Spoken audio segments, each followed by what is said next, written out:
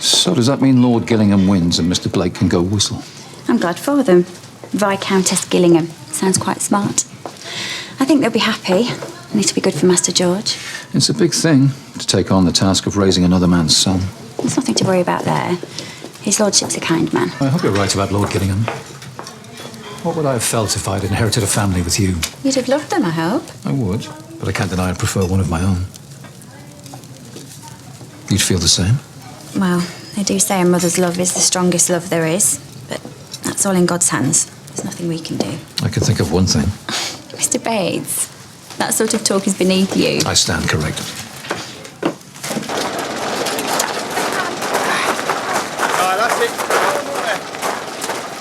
What's going on?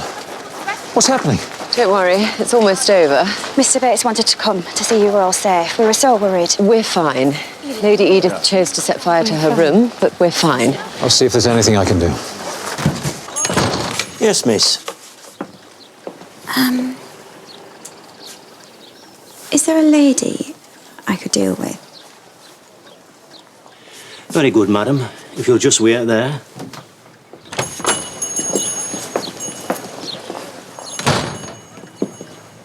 I've not quite made up my mind. Why not serve the gentleman first? It's kind of you. Packet of safety razor blades, please. That's sixpence, sir. Thank you. If we keep this up, we'll have another customer along soon. Yes. I would like to buy one of these. I can see you're married, I am married, yes. but you don't wish for any more children. That's it. That's right. There is always abstinence. Well, of course there is, but I don't want to take any risks because of my health. Oh, I see. Well, that does put a slightly different colour on it. 3 and 11. Keep the change. What about the instructions? They can be very difficult to manage. I'm sure it's perfect, thank you. Why aren't you going with her? What? With Lady Mary. She'll be away for almost a week. Yes, but they're driving round. They don't know where they'll stay or anything. She and Lady Portsmouth. Yes. It doesn't sound much like Lady Mary. It sounds a bit bohemian. Well, I suppose she's allowed to get away from it all if she wants to, like anyone. Yes, I suppose she is. I don't mean to be. I was thinking we might get out for a night when we're due time off. Somewhere peaceful, away from here. Do you ever wonder what it'd be like to go to a place where no one knows us? Just start again. Why do you say that? I'm being stupid, that's why. What are you doing? Nothing. Is this a mysterious present for me? No, it's something of Lady Mary's. What is it? That's private, for her. Then why is she giving it to you? Because she wants me to keep it. Why are you putting me off? I'm not doing any such thing. I don't know why Mr. Green would want to make trouble for you. Well, I never liked him, so I suppose he never liked me. Yes, but to invent a quarrel, then tell the world about it. It's as if he were expecting me to make trouble first. And so he was covering himself in case I did. It does seem like that, doesn't it? I have to get a mark out of his lordship's tales. Go. Of course. You go.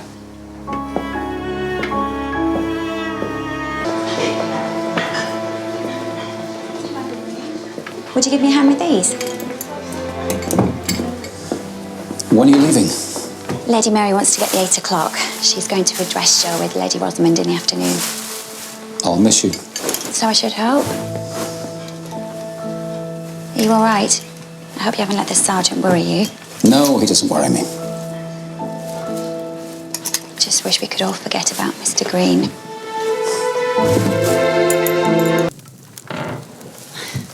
I wondered if you wanted a hand. Almost done. You could put the cases away if you've a mind. Did you enjoy yourself? We weren't there long enough. I went to deliver a letter to Lord Gillingham in Albany. Oh, yes. Then I walked into Piccadilly. His lordship's lucky to live there. Do you recall Mr. Green saying that? Saying what? Jimmy heard where he lived and called him a lucky tyke. He wasn't very lucky in the end, though, was he? No, he wasn't lucky in the end. Right. I'll take these up to the luggage room. You must be off soon. I'm just going to put him in his uniform, and then we'll go. You never told me what the inspector wanted yesterday. Mainly because I'm not sure. He asked me if I liked Mr. Green and why he didn't like you. And what did you say? I said I don't know, because I don't. I promise you this. Nothing bad is ever going to happen to you again. I hope that's true. We'll sit by the fire with all our children around us. And I'll make certain that you are safe. I wonder. We both want it so much, but do you believe it'll really happen? I do. With all my heart. Actually, I'm not sure about having children all around us. How many are you planning on, Mr. Bates?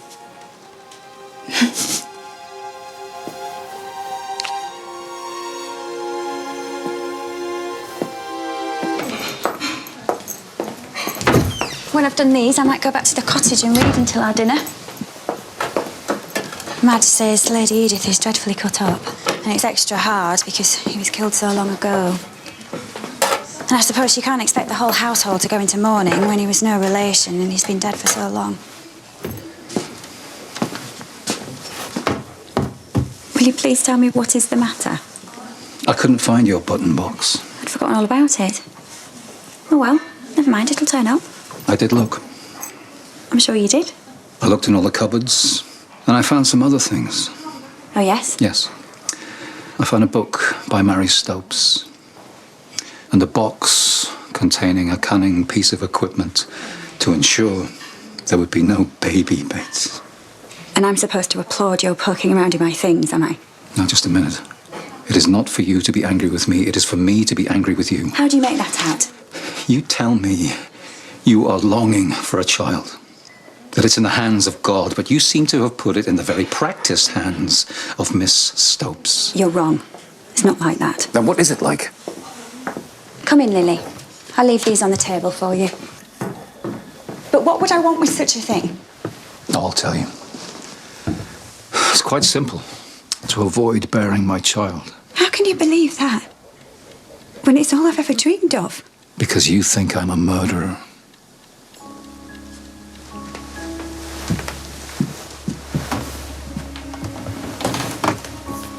What are you saying? We know how Vera died. Not Vera. Mr. Green.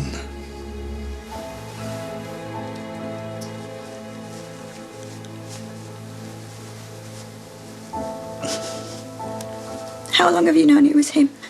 I've known since the first day I heard that it happened. You can't have.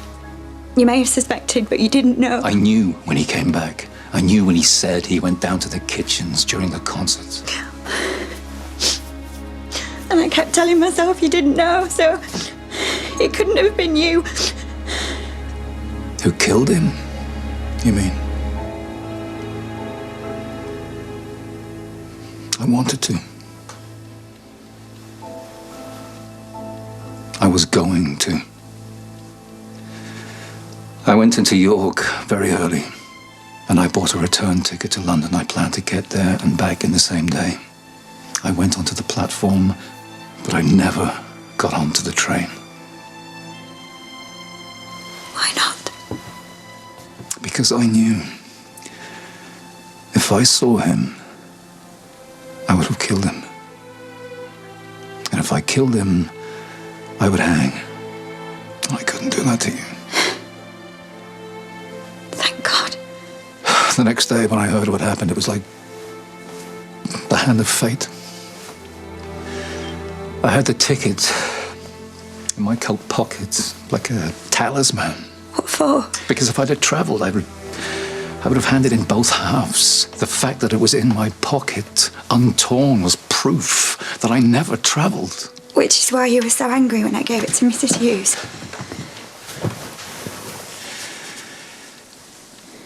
If the clerk in York remembers selling me a return ticket to London, I'm a dead man. Why are you smiling? Because you're innocent. I have lived in such fear and such trembling. And all the while I couldn't tell you why. And now I'm just so happy. Bad as it sounds, I am so happy.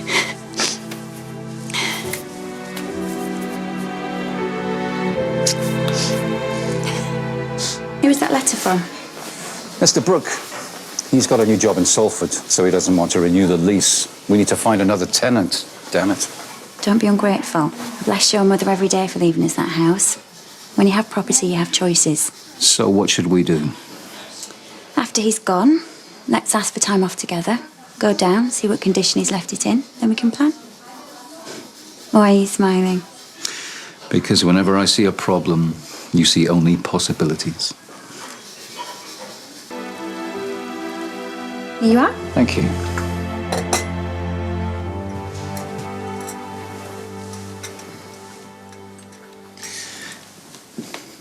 Is our life overcomplicated? In what way? Mrs. Patmore is buying a house up here. Why don't we sell a London house and do the same? We could rent it out as long as we want to work at Downton. And then live in it when we retire.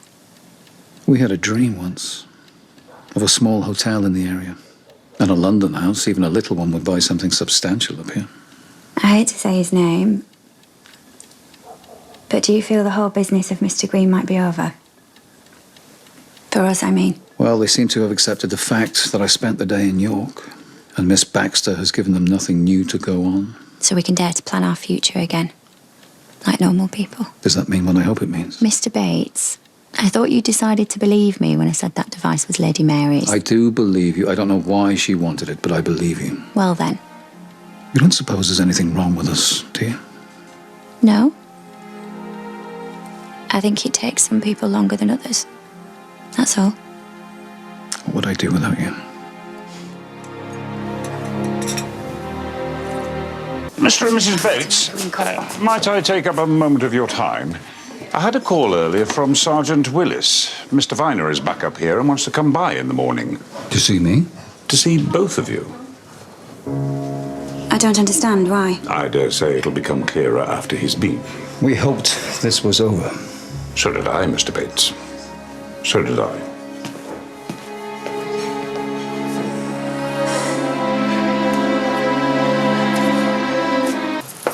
Should I just tell them everything when we get there and have done with it? No. I'm not one to give up my secrets unless I have to. They've got nothing else to prove against us if the man who killed him can't have been you. Even so.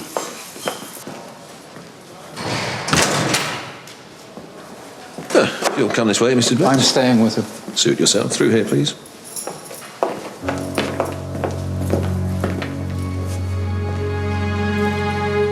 Take your place in the line. But why? What have I done? This is madness. Come along.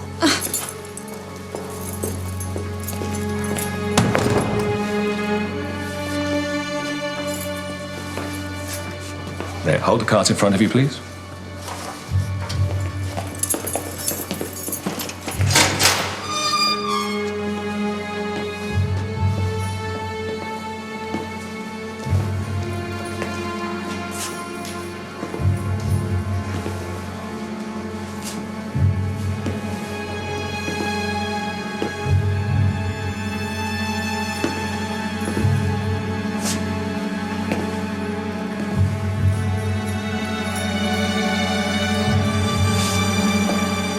Thank you very much. You may go.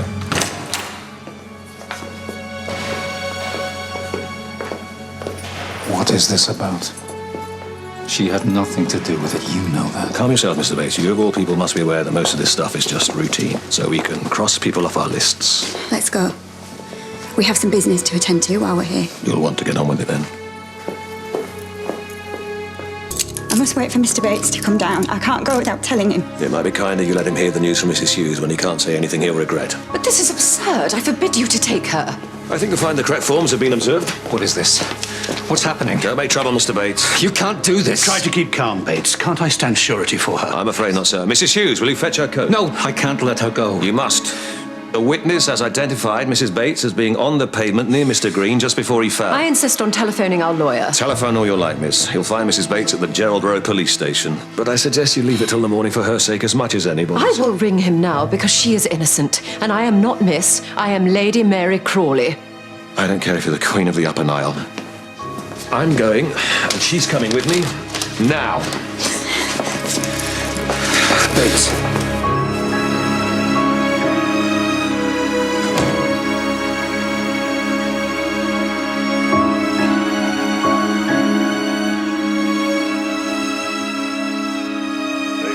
With their faces to the foe. They haven't got a case. Yes, you were in London, but so were 7 million other people. You're not listening. They've found something out. About me. That's nonsense. It can't be anything that matters. I should have told you. And I feel badly about it now.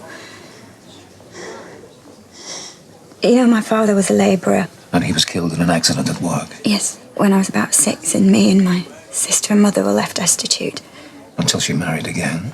And your stepfather was an iron worker. I know all this. Not all of it.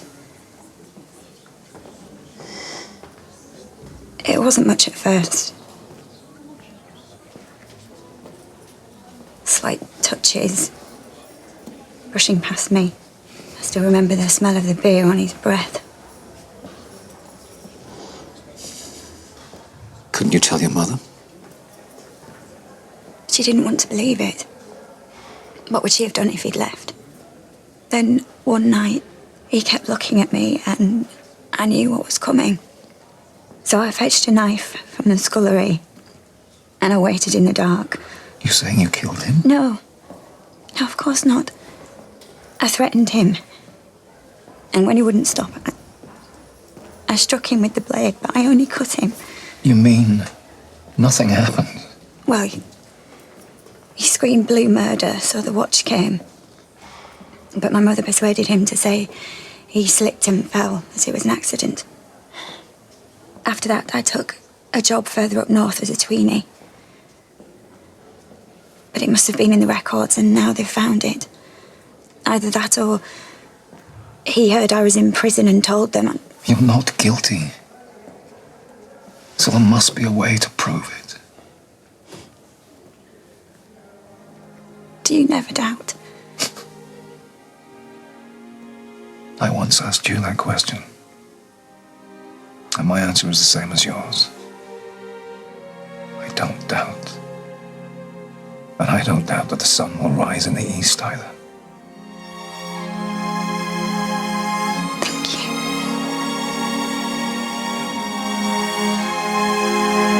you. Attention will they pay to Mrs. Bates's past? Well, you can see the problem. A man attacks her and she stabs him with a knife.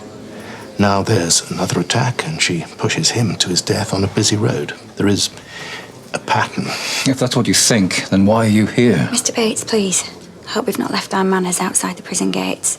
Of course, your stepfather didn't bring a charge against you. Well, that was my mother's doing. But it may mean that we can have it ruled as inadmissible. That would undermine their case, and it might never come to a trial. But can you achieve such a ruling? I will do everything I can.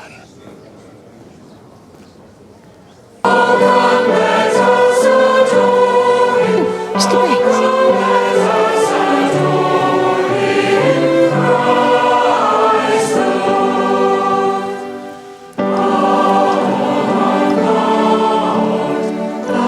Happy Christmas.